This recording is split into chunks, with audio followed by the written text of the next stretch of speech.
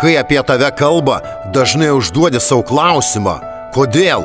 Ir iš pradžių pyksti. Kodėl? Kodėl taip? Kodėl dažniausiai netiesa? Bet tada sustoji ir pagalvoji, jei kalba, vadinasi, tu jiems rūpi, vadinasi, esi matomas, esi gyvas, esi kažkam įdomus. Žmonės nekalba apie tuos, kurie jiems nieko nereiškia. Jie tyli, kai tau abejingi, o kai burnos pilnos tavo vardo, vadinasi, tu kažką reiški.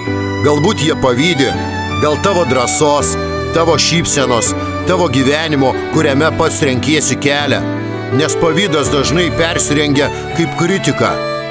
Jis nedrįsta pasakyti, tu esi geresnis, todėl sako, jis netikras, jis pasikeitė, jis nieko vertas.